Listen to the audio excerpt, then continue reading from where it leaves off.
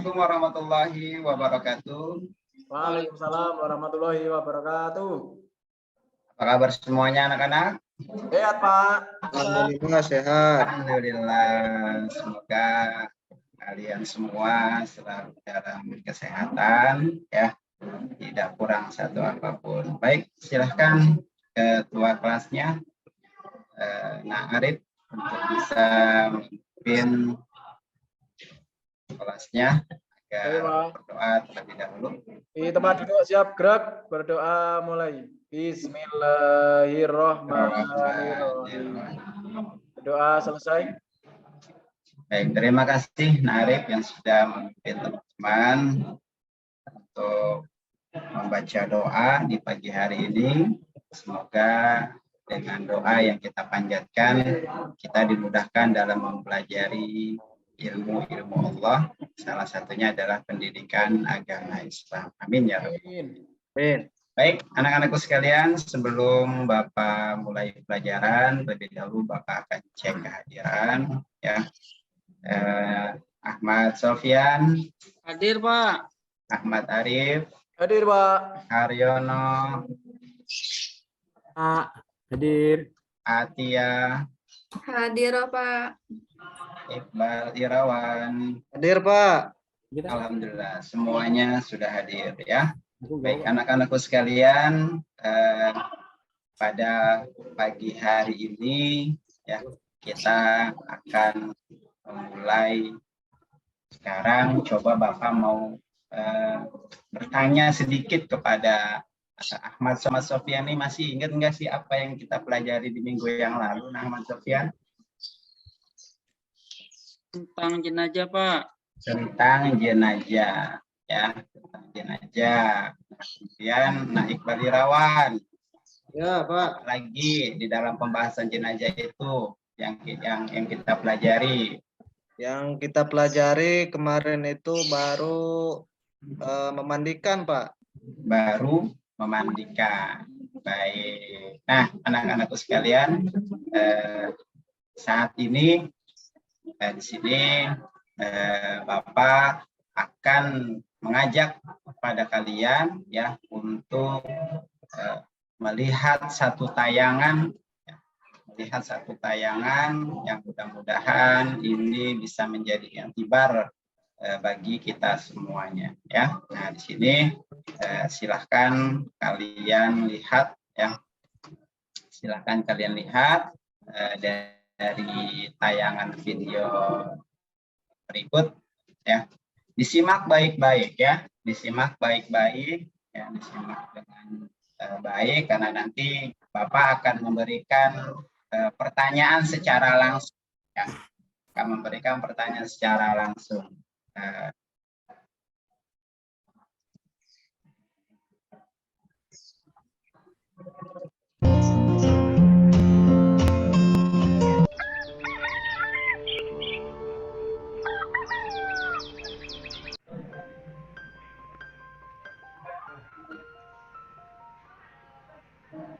Bisa dulu ya.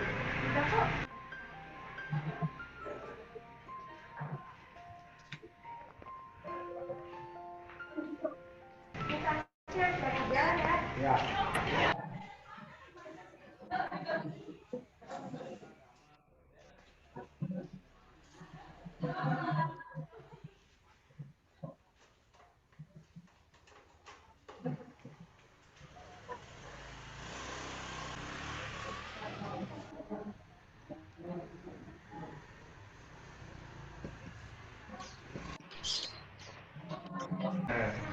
Jadi ada apa Bapak minggu hari ini? Saya memanggil Anda ke kantor saya karena besok kita ada rapat ke luar kota, tepatnya ke kota Surabaya. Apakah Anda bersedia untuk mengikutinya? Siap. Oke, besok saya tunggu jam 8 pagi di kantor saya ya. Nanti Anda harap datang. Ya, siap. Oke, Terima kasih Pak ya. sama.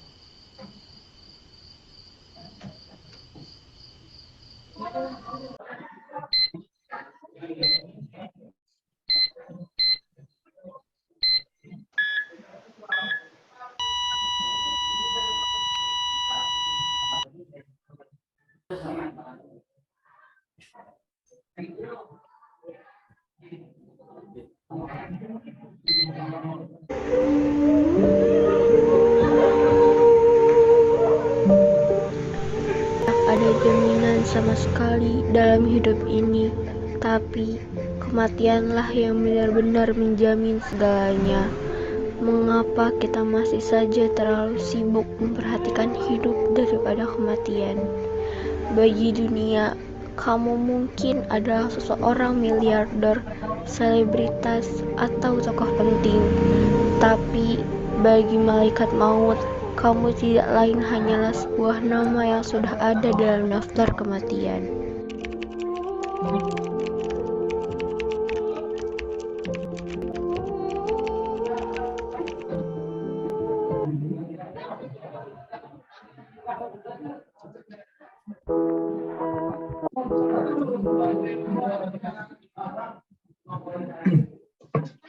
Baik. Nah, Haryono, kira-kira pelajaran apa sih yang bisa diambil dari film pendek tersebut, nah, Haryono? Pelajaran tentang kematian, Kang. Pelajaran tentang kematian. Pelajaran tentang kematian. Ahmad Sofyan.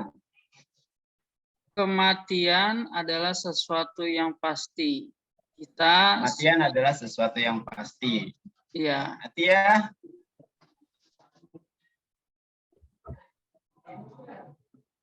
Atia, ada Atia. suaranya nggak keluar. Ya, kita tidak pernah tahu kapan ajal kita datang. Ya, kita tidak pernah tahu ajal kita, kapan ajal kita datang. Maka dari tayangan video tersebut, ya dari film pendek tersebut, harapannya kita selalu ingat nih bahwa dalam kehidupan ini kita selalu diikuti ya oleh kematian. Ya, kapanpun dan dimanapun kita berada, kematian itu selalu menyertai kita. Nah, sini Al-Quran surat Al-Imran 185 ya. Kullu nafsin dha'iqatul maut. Setiap manusia itu pasti akan mengalami kematian. Setiap yang bernyawa akan merasakan mati. Ya, manusia, kemudian hewan, ya, tumbuhan, ya, pokoknya semua makhluk yang Allah ciptakan yang memiliki nyawa pasti akan Mati. Nah, iya, itu sudah pasti. Nah, di sini Islam sendiri menghormati manusia sejak masih hidup hingga kematiannya. Ketika kita lahir, ya, dalam keadaan penuh darah, ya, ketuban dan lain sebagainya, kita dibersihkan, ya, supaya orang tua kita bisa menggendong dan lain sebagainya. Ketika kita meninggal dunia juga kan, ketika kita kembali kepada Allah Subhanahu Wa Taala, maka kita dibersihkan kembali, harus kembali dalam keadaan suci. Nah, coba Bapak mau bertanya lagi nih. Mana? Nah, Iqbal. Ya, Pak. Ya, nah Iqbal sudah pernah menyaksikan atau ikut merawat jenazah, nah Iqbal? Kalau merawat saya belum pernah, Pak. Belum. Kalau ikut menyolatkan gitu, menguburkan? Kalau menyolatkan pernah. Pernah ya, sering ya, mungkin. Oke. Nah, kira-kira ada pengalaman apa nih, nah Iqbal, dalam melaksanakan sholat jenazah? Pengalaman saya merinding, Pak, melihat. Merinding. Ya, takut, Pak. Takut. Oke, karena baru pertama kali ya. Nah Arif, coba, nah Arif, ada Ya, Pak, pengalaman saya apa nih? pernah praktek semuanya, Pak. Kebetulan Pernah di praktek kampung semuanya? saya, Pak. Wah, luar biasa nih. Nah Arif nih berarti Ya. nah Arif sudah punya pengalaman. Nanti nah Arif bisa Ada menjadi yang model. karena sakit, ada yang ya karena nggak ada apa-apa. Nah itu. Oke, baik. Nah Arif nanti Bapak bisa minta bantuan Arif nih untuk menjadi model buat teman-temannya ya, dalam mempraktekkan pengurusan jenazah ya di hadapan teman-temannya nih nah Arif ya. Baik. Sepakat, Pak. Nah, di sini ya apa sih yang akan kita pelajari ya daripada kompetensi dasar yang memang harus kita miliki. Nah, kita harus bisa menerapkan ya dalam kehidupan sehari-hari ya proses penyelenggaraan jenazah sesuai dengan ketentuan syariat Islam ya, mulai dari memandikan, mengkafankan, menyolatkan sampai dengan menguburkan. Ya, kemudian kita pun harus bisa menunjukkan sikap tanggung jawab kita ya, sikap kerjasama kita ya di masyarakat dalam mengurus jenazah. Kita nggak boleh egois ya ketika ada tetangga kita ya, kemudian kita kita pergi begitu saja mengabaikan tetangga kita yang sedang terkena musibah. Kita nggak boleh. Kemudian kita pun harus bisa menganalisis pelaksanaan penyelenggaraan jenazah. Itu yang sesuai dengan syariat Islam bagaimana? Ya, yang sesuai dengan ketentuan dalam Islam itu seperti apa? Kita harus tahu. Kita harus bisa menganalisis itu semua. Nah, kemudian menyajikan prosedur penyelenggaraan jenazah. Ya, mungkin kan kalau kalian ingat kembali 2 tahun yang lalu ya, kita pernah dihadapkan dengan yang namanya pandemi. Banyak sekali saudara-saudara kita yang meninggal dunia. Cara pengurusan jenazahnya pun berbeda-beda. Kita harus belajar dari sana dan kita harus menganalisis semua tayangan video yang mungkin pernah kalian dapatkan gitu ya, baik itu di WA ya, di Facebook, di Instagram atau lain sebagainya. Kita harus bisa nih menganalisis penyelenggaraan jenazah itu. Jenazah orang yang meninggal karena sakit biasa ataupun jenazah orang yang meninggal karena memang terkena virus corona dan lain sebagainya. Kita harus bisa dan tahu gitu bagaimana cara menjalankannya. Ya. Ini juga ada menunjukkan sikap peduli, ya, sikap tanggung jawab, praktekannya, kerjasama, menjelaskan kandungan dalil, ya. Terus, nah di sini ini bagian daripada kompetensi dasar serta tujuan pembelajarannya, ya.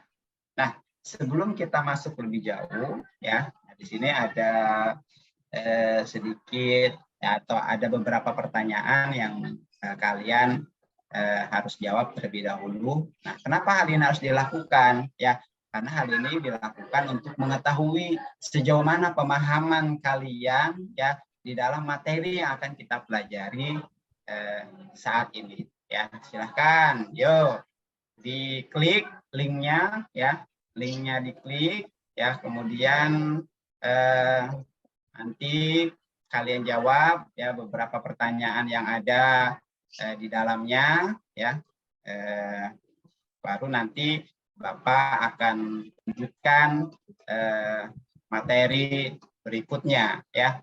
Silakan, ya, dikerjakan terlebih dahulu. Sudah? Sudah, Pak. Sudah, Sudah. baik. Pokok persoalan kita itu di sini, ya, langsung pada intinya, ya. Pokok persoalan kita langsung pada intinya. Gitu. Apa itu intinya? Nah, di sini 2 tahun yang lalu kita pernah dihadapkan gitu dengan satu peristiwa yang membuat kita bingung, gitu kan, ketakutan dan lain sebagainya karena kita melihat banyak saudara-saudara kita yang meninggal. Ya, nah di sini Bapak punya pertanyaan nih, ya. Bapak punya pertanyaan. Apakah pengurusan jenazah COVID-19 tersebut sama dengan pengurusan jenazah biasa? Ya, ada 2 pertanyaan. Nah, kemudian pertanyaan pengurusan jenazah COVID-19 tersebut sudah sesuai dengan syariat Islam ataukah belum? Gitu, ya. Nah, baik, yang pertama di sini, apakah pengurusan jenazah COVID-19 tersebut sama dengan pengurusan jenazah biasa? Ya. Nah, Haryono, Oh, coba, Ya, Pak. gimana pendapatnya Haryono? Pengurusan yang tekan itu sudah sesuai dengan kepengurusan jenazah biasa, Pak. Karena di situ dari awal dimandikan, terus dikafani, terus disolatkan, baru dikuburkan, Pak. Oke. Apakah orang yang mengurusnya langsung menyentuh si mayit ataukah tidak? Menyentuh langsung, Pak, tapi di situ pakai kaos tangan ya, Pak ya. Kaos tangan, oke, kaos tangan ya, atau Iya. APD ya, alat pelindung diri. Alat pelindung diri, Pak, ya, Pak. Oke, baik. Terima kasih Haryono. Iya, iya. Selanjutnya pertanyaan yang kedua nih. Nah, apakah pengurusan jenazah COVID-19 tersebut sudah sesuai dengan syariat Islam? Coba. Nah, Arif. Sudah, Pak, sudah sesuai, Pak. Pas waktu itu buktinya. tetangga saya ada yang meninggal karena COVID. Tuh. Terus dimandikan sesuai dengan tata cara syariat Islam. Tergantung permintaan dari keluarga, Pak. Walaupun sesuai prokes. Oke. Jadi di sampai situ di rumah nggak perlu dimandikan lagi, Pak. nggak Tinggal perlu sholat, dimandikan lagi, tinggal disolatkan Ya. dan dikuburkan. Baik, artinya memang Naarif ya, tentunya bertanya juga kan kepada guru Naarif ya, tentunya pastinya ya. Iya, Tidak Pak. semerta-merta Naarif langsung ikut terjun ya mengurus jenazah tersebut ya tanpa adanya pengetahuan yang Naarif ketahui. Oke, baik, terima kasih Naarif dan juga Sama-sama, Pak. Haryono ya. Baik, anak-anakku sekalian, setelah diawali dengan pretest, kemudian dengan 2 pertanyaan, ya di sini barulah kita masuk pada poin kita, poin di mana kita akan mempelajari lebih lanjut, ya. Nah, kita masuk pada yang pertama di sini.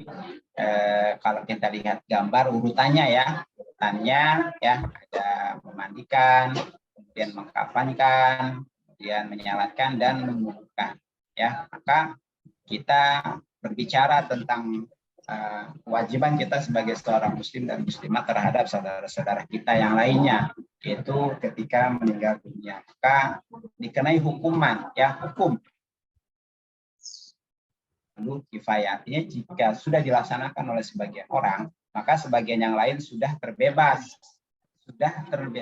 dari dosa. Tetapi jika tidak ada satupun yang melaksanakannya, maka semua berdosa. Nah, ini harus benar-benar kita perhatikan. Nah, ini syarat memandikan jenazah, ya, tubuhnya, ya, dapat tubuhnya.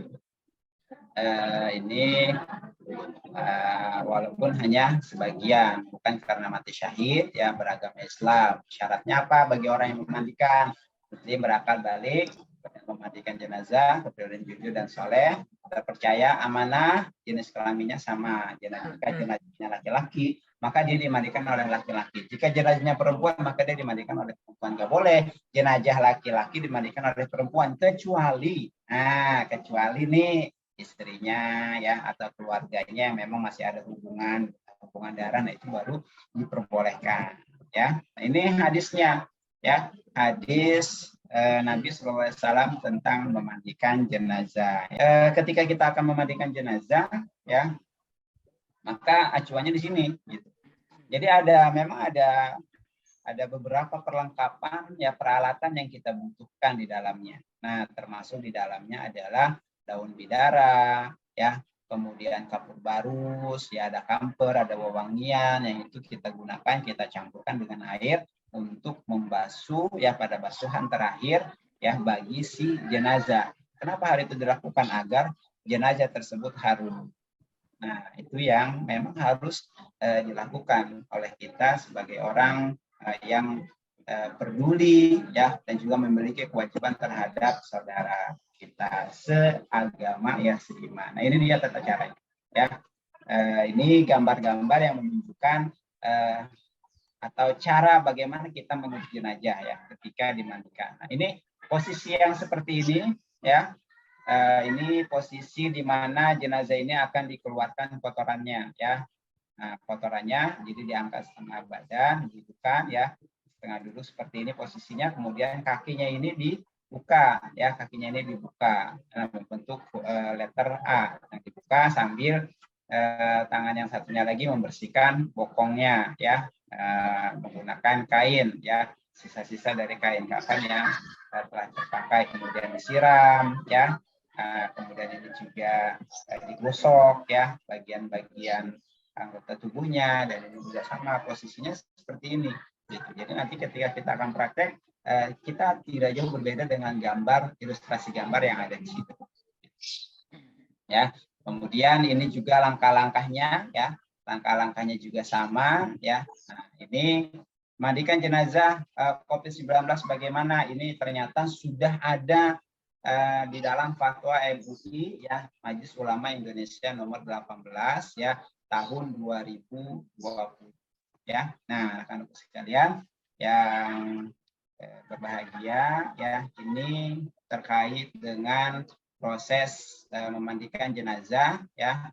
Maka kita harus benar-benar memahami apa yang sudah dijelaskan gitu di dalamnya ya proses tersebut memang kita harus benar-benar memahami ya untuk lebih memahami daripada proses penyelenggaraan jenazah ya pada tahap memandikan, maka di sini Bapak akan mencoba kembali ya kemampuan kalian ya jauh mana pemahaman kalian di dalam memahami materi yang telah Bapak sampaikan. Nah, di sini ada LKPD ya. Silahkan kalian klik kembali link tersebut yang kemudian nanti ada beberapa soal yang memang harus kalian jawab.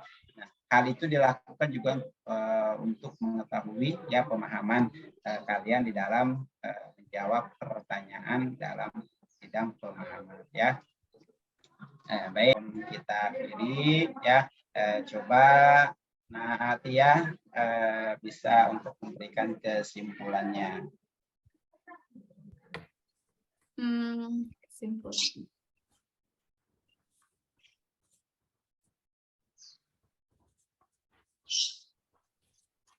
Kesimpulannya setiap manusia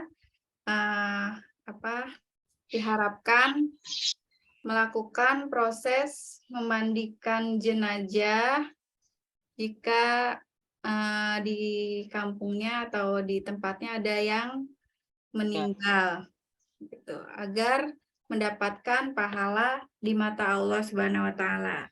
Oke, baik, Natia, terima kasih sudah memberikan kesimpulan ya. Insya Allah pertemuan yang akan datang kita akan lanjutkan dengan mengkafankan jenazah. Ya, baik, silahkan Arif ditutup terlebih dahulu pembelajaran kita di pagi hari ini dari Bapak. Ya, mari teman-teman untuk mengakhiri pembelajaran pada sore hari ini kita tutup dengan berdoa bersama-sama terlebih dahulu. Di tempat duduk siap gerak, berdoa mulai. Alhamdulillahirabbil alamin. Ya, dari Bapak. Assalamualaikum warahmatullahi wabarakatuh. Waalaikumsalam Waalaikumsalam warahmatullahi wabarakatuh. wabarakatuh.